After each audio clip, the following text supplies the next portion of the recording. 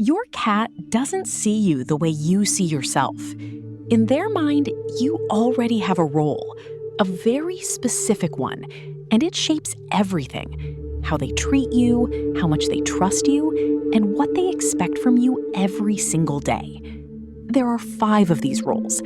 Every cat owner falls into one of them. And honestly, most people have no idea which one they've become. So let's find out which one you are. Okay, so you probably saw this one coming. One of the archetypes is built entirely around the 3-way relationship between your cat, you, and food. If your cat could write your resume, the first line would read, "Opens can on command, highly reliable food source, smells vaguely like salmon." Pretty much every cat has some food-based dynamic with their owner. But here's where it gets interesting. If that's truly at the heart of how they see you, it goes deeper than just the bowl. It means they see you as what we're calling the provider. Why it matters.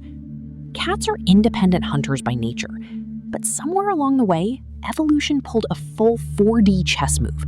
Instead of hunting, they moved in with us, weaponized their cuteness, and got us to do it for them. And the wild part? It's not as manipulative as it sounds. The bond that forms goes both ways. They come to genuinely feel that you are necessary to their survival. And that creates an attachment that runs a lot deeper than simple dependency. How to know if this is you?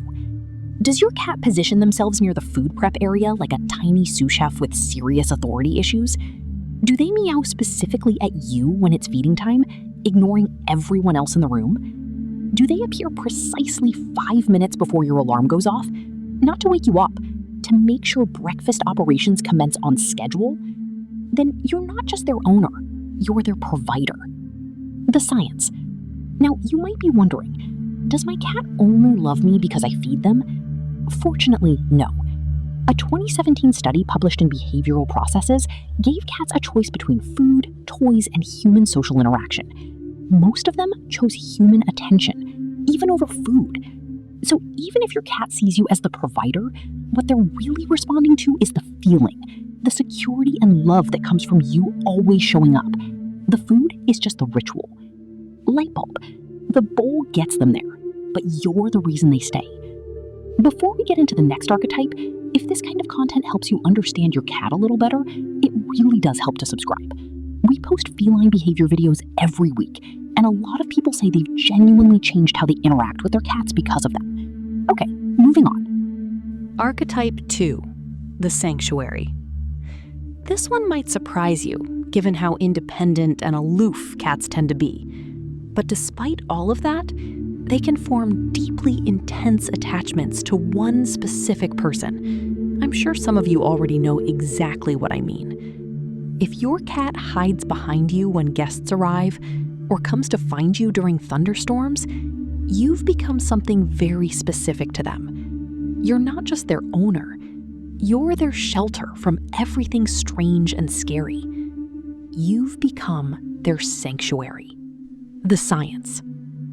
Researchers at Oregon State University ran a study in 2015 where they placed cats in unfamiliar environments, with and without their caregivers present.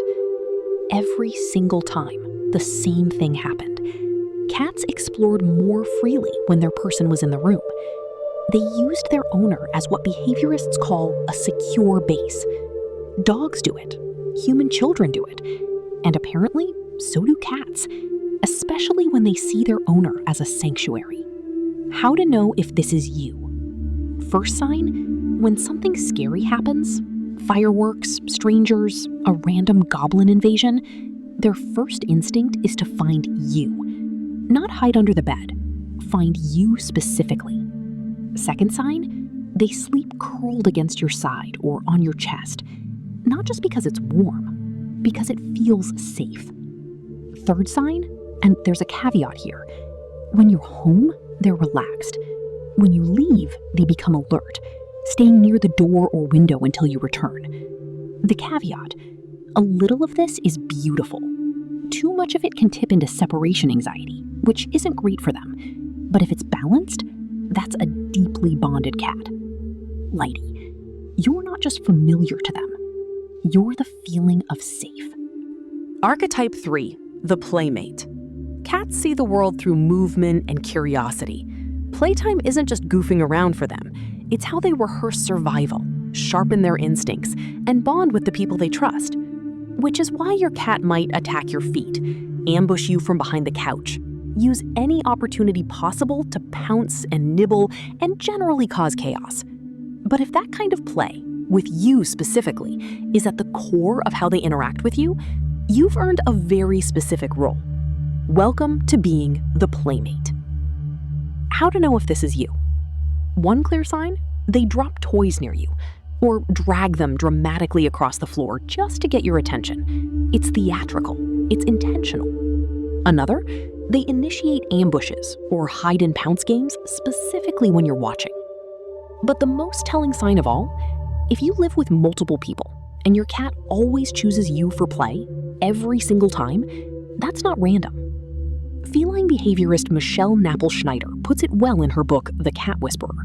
Play is both social and communicative.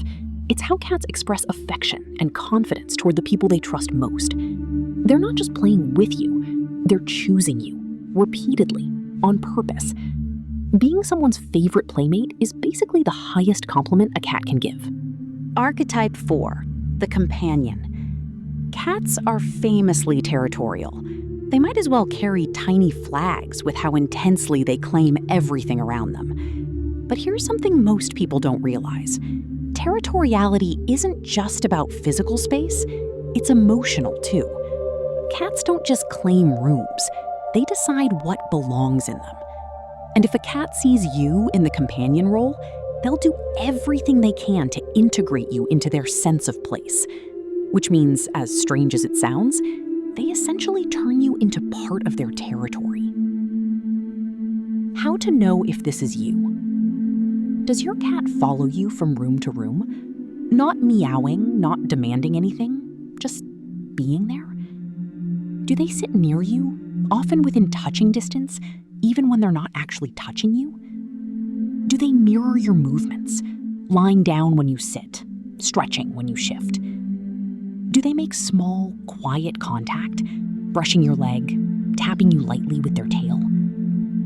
Behaviorists call this affiliative behavior. It's how cats express social closeness without dependency. The book, The Domestic Cat, The Biology of Its Behavior, describes it as a silent companionship marked by proximity rather than overt display. In other words, they don't need to perform the love. They just need to be near you. Your cat isn't just tolerating your presence, they're choosing it, every single room. Archetype 5, the parent. Now, if you've been watching this and thinking, I feel like I'm all of these, that's because there is an archetype that is all of them at once. For cats who were rescued young, orphaned, or raised with intense human affection from the very beginning, their person becomes something more than a caregiver. You become their central attachment, the thing their entire sense of love and safety is built around. You become the parent. How to know if this is you? Classic signs include kneading you with their paws, a behavior kittens use when nursing, a throwback that never fully goes away for some cats. Nuzzling into your neck, face, or hands when they're tired, mirroring the comfort-seeking instincts of a kitten with its mother. Vocalizing when you leave, and greeting you with soft trills and chirps when you come back. Why this is worth aiming for? A 2021 study in the journal Animals found that cats who formed early, secure attachments with their owners showed lower stress behaviors and greater exploratory confidence later in life. Meaning, being someone's parental figure doesn't just feel good, it actively shapes who they become. You didn't just adopt a cat. For them, you became home. So, which one are you? The provider, the sanctuary, the playmate, the companion, or the parent? Let me know in the comments. Honestly, it's one of the most interesting things to see. Which role resonates with people, and why? And regardless of how your cat sees you, the real question is whether they trust you. Because trust is the foundation of all of these roles. If you want to know where you stand on that, The next video goes deep on exactly how to tell. I'll see you there.